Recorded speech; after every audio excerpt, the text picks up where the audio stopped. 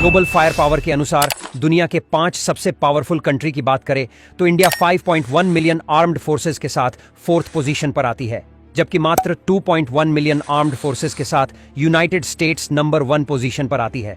अगर आप ध्यान से देखेंगे तो पता चलेगा कि इस टॉप 10 के लिस्ट में सबसे ज्यादा आर्म्ड फोर्सेस इंडिया के पास है, लेकिन इसके बावजूद भी इंडिया सुपर पावर के लिस्ट में 4th पोजीशन पर आती है। तो अगर आप सोच रहे हैं कि इंडिया को नंबर 1 पोजीशन पर होना चाहिए था क्योंकि इंडिया के पास सबसे ज्यादा आर्म्ड फोर्सेस है, तो ऐसा बिल्कुल भी नहीं है, क्योंकि सुपर पावर होने के लिए सिर्फ सबसे ज्यादा आर्म्ड फोर्सेस का होना जरूरी नहीं है, बल्कि 60 डिफरेंट फैक्टर पर डिपेंड करता है, जैसे कि military equipment, financial stability, geographic position, number of armed forces, number of battle tank, number of armoured vehicle, fighter jet, infantry fighting vehicles. इन सभी फैक्टर के बेस पर पावर इंडेक्स कैलकुलेट किया जाता है और पावर इंडेक्स ही तय करता है कि कौन देश सबसे ज्यादा ताकतवर है। जैसे कि जिस देश का पावर इंडेक्स सबसे कम होगा वह देश सबसे पावरफुल माना जाता है, और इस लिस्ट में इंडिया नंबर 4 पर आती है। तो चलिए अब बात करते हैं कि दुनिया के 4th पावरफुल कंट्री के पास कौन कौन से हथियार है जो इसे दुनिया के 4th स्ट्रॉन्गेस्ट कंट्री बनाता है।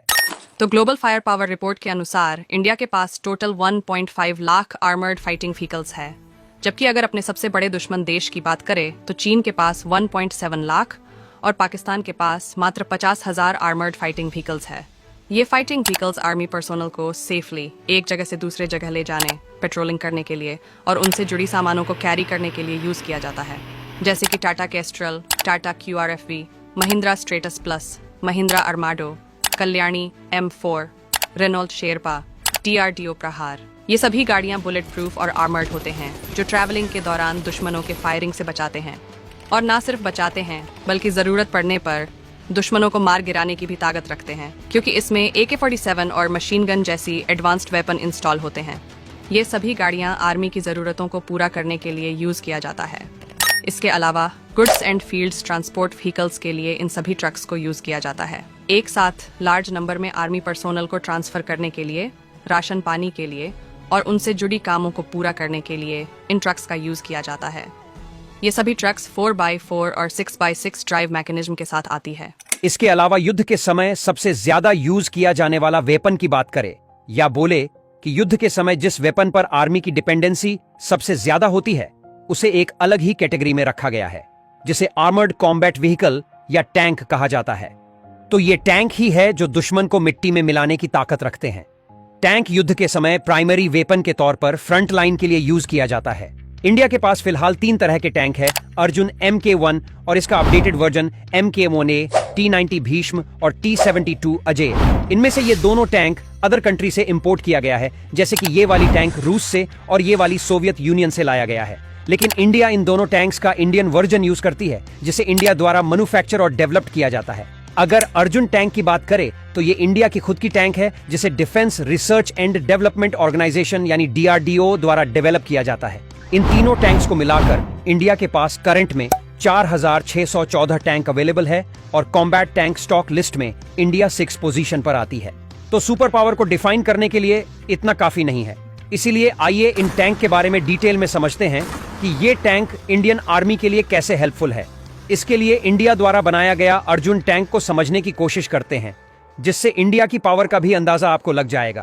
तो 1971 की इंडो पाकिस्तान वॉर के दौरान इंडियन आर्मी ने फील किया कि लोंगेवाला के पास हमारी खुद की कॉम्बैट टैंक होनी चाहिए, और इस युद्ध ने अर्जुन मेन बैटल टैंक को जन्म दिया। इंडिया की Arjun main battle tank MK1 को साल 2004 में इंडियन आर्मी में शामिल किया गया था। इस टैंक का डिजाइन प्रोसेस 1983 में स्टार्ट किया गया था और 2004 में अर्जुन MK1 का फर्स्ट बैच इंडियन आर्मी को डिलीवर्ड किया गया था। इस टैंक का 124 यूनिट्स इंडियन आर्मी द्वारा मांगा गया था, जिसे 2012 तक सभी यूनिट्स इंडियन आर्मी को डिलीवर्ड कर दिया गया था। 2010 में DRDO ने इसका लेटेस्ट वर्जन अर्जुन MK2 बनाने के लिए इंडियन आर्मी के साथ डिस्कस किया। फाइनल होने के बाद MK1 में 89 मेजर एंड माइनर प्रॉब्लम को शॉर्ट आउट करके साल 2011 में MK2 का प्रोटोटाइप मॉडल तैयार किया गया था और फील्ड ट्रायल के लिए इंडियन आर्मी को हैंड ओवर कर दिया गया। लेकिन MK2 में रॉकेट लॉन्चर फैसिलिटी ना होने के कारण इसे MK1A नाम दे दिया गया। फिलहाल के लिए इस टैंक का सिर्फ 2 प्रोटोटाइप यूनिट्स ही इंडियन आर्मी के पास है और 118 ऑर्डर पर है। जो आने वाले कुछ सालों में इंडियन आर्मी को डिलीवर्ड कर दिया जाएगा। अगर इस टैंक का टेक्निकल स्पेसिफिकेशन की बात करें तो इसमें turbocharge 10 cylinder water cooled diesel engine दिया गया है जो 1400 हॉर्स पावर 2500 आरपीएम पर जनरेट करती है और मैक्सिमम 58 किलोमीटर पर आवर की टॉप स्पीड से चल सकती है। आपको ये बहुत कम लग रहा होगा, लेकिन वजन के हिसाब से काफ़ी सही है क्योंकि इस टैंक का टोटल वजन 68 टन है। इंजन टैंक के पिछले हिस्से में लगा होता है और पावर सिर्फ इस वाले गियर में होती है। ये सभी व्हील अपने एक्सिस पर रोटेट करते हैं और टैंक को ज़मीन में धंसने से बचाते हैं। टैंक 2 पार्ट में डिवाइड होते हैं। ऊपर वाले पार्ट जो 360 डिग्री रोटेट कर सकता है उसे टरेट, और नीचे वाले पार्ट को हल कहा जाता है। टरेट में ही main gun, barrel, machine gun और सारा वेपन मौजूद होते हैं। इस टैंक में टोटल 4 क्रू मेंबर्स की जगह होती है, जिसमें ड्राइवर और कमांडर हल में कुछ इस तरह से बैठते हैं और बचे 2 लोग गनर और लोडर टरेट में रहते हैं। गनर का काम होता है कमांडर के कहने पर फायरिंग करना या अपने टारगेट को बनाना, और लोडर का काम होता है एम्यूनिशन को गन बैरल में लोड करना। ये वाला पार्ट टैंक का मेन गन होता है और अर्जुन टैंक में 120 mm का राइफल गन दिया गया है जो 1 मिनट में 6 से 8 राउंड फायरिंग कर सकता है। अर्जुन टैंक का main gun automatic target tracking system पर बेस्ड है और इसमें ऑटो स्टेबल टरेट सिस्टम भी है, जिसके वजह से हल चाहे किधर भी घूम जाए टरेट अपने ही पोजीशन में स्टेबल रहेगा, जिससे कि गनर को टारगेट अचीव करने में कोई परेशानी नहीं होगी।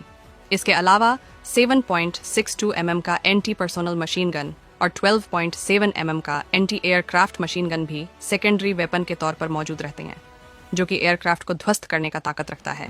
टैंक के इस वाले जगह पर फ्यूल टैंक लगा होता है। अर्जुन में 1610 लीटर का फ्यूल टैंक है और एक बार भर देने पर 500 किलोमीटर तक चल सकता है। वैसे तो टैंक की पूरी बॉडी पूरी तरह से कोमोफ्लाज होते हैं, लेकिन कई बार रेगिस्तान में खुले में आ जाते हैं, जिससे टैंक पर आसानी से अटैक किया जा सकता है। तो इससे बचने के लिए टैंक में स्मोक ग्रेनेड लगा होता है, जिससे कि टैंक लार्ज अमाउंट में स्मोक रिलीज कर देता है और दुश्मन के निशाने से बचकर निकल जाता है। टैंक को सबसे ज्यादा खतरा माइंस से होती है, जो जमीन के अंदर इस तरह से सेट रहता है। जब टैंक इस पर चढ़ेगा तो भारी होने के कारण टैंक ब्लास्ट हो सकता है। इससे बचने के लिए टैंक के आगे इस तरह से माइन प्लगर लगा दिया जाता है और आगे में सेंसर भी लगा रहता है, जो 50 मीटर पहले ही अलर्ट कर देगा कि आगे माइंस है, और इस माइंस प्लगर की मदद से अंडरग्राउंड माइंस को बाहर निकाल दिया जाता है। हालांकि जितनी भी टैंक होती है ऑलमोस्ट आर्मर्ड होते हैं, जो कि multiple firing, bomb blast, mines blast, grenade attack के बाद भी टैंक पर कुछ खास असर नहीं पड़ता। लेकिन अर्जुन टैंक में कंचन नाम का आर्मरिंग किया गया है, जो टैंक को double layer all round ammunition attack से बचाता है। ऊपर की लेयर जो बॉक्स शेप की है, कंचन आर्मरिंग करी हुई है, जिस पर हैवी वेपन से अटैक करने पर भी कुछ खास असर नहीं पड़ेगा। इसके अलावा गनर और लोडर की सेफ्टी के लिए उनके ठीक आगे सुरक्षा कवच लगा रहता है, जो कि सामने से अटैक होने से बचाता है। अर्जुन टैंक में नाइट ऑपरेशन के लिए नाइट विजन कैमरा इंस्टॉल किया गया है, जो कि 4 किलोमीटर तक की टारगेट को थर्मल स्कैनिंग कर सकता है। और इस टैंक का खास बात यह है कि जिसे स्कैन करेगा उसे पता भी नहीं चलेगा कि हमारे ऊपर कोई निशाना बना रहा है। तो ये सारे एडवांस फीचर्स के साथ अर्जुन MK1A टैंक को तैयार किया गया है। अर्जुन टैंक वेपन अटैक से बचाता ही है, साथ साथ केमिकल अटैक से भी बचाता है। अगर टैंक पर हार्मफुल टॉक्सिक केमिकल से अटैक किया जाता है तो टैंक में स्पेशल केमिकल सेंसर लगे होते हैं, जो कि हार्मफुल केमिकल का पता लगा लेता है, जिससे अलार्म बजने लगती है और टैंक के अंदर एटमॉस्फेरिक प्रेशर को इंक्रीज कर देती है, जिसके वजह से बाहर की हार्मफुल गैस को टैंक के अंदर आने से रोकती है। अंदर बैठे क्रू मेंबर्स को ऑक्सीजन के लिए टैंक में फिल्टर लगा होता है और फिल्टर किसी भी अमाउंट में हार्मफुल गैस को अंदर जाने नहीं देती है, जिसके वजह से सभी मेंबर्स बिना किसी परेशानी के अंदर बैठ सकते हैं। युद्ध के समय अगर टैंक हीट हो जाती है या टैंक खराब हो जाती है तो क्रू मेंबर्स को बाहर आने के लिए बुलेट प्रूफ हेलमेट और जैकेट टैंक में मौजूद होते हैं, जिसे पहनकर सभी क्रू मेंबर्स आसानी से सेफ जगह पर जा सकते हैं। अर्जुन टैंक को इस तरह से डिजाइन किया गया है कि यह टैंक 6 फीट गहरी पानी में भी आसानी से पार कर सकता और 20 मिनट तक बिना किसी दिक्कत के चल सकता है। तो ये थी इंडिया की 4th स्ट्रॉन्गेस्ट कंट्री के पीछे की कहानी। अगर इस वीडियो से थोड़ी सी भी नॉलेज गेन हुई हो तो इस वीडियो को शेयर जरूर करें।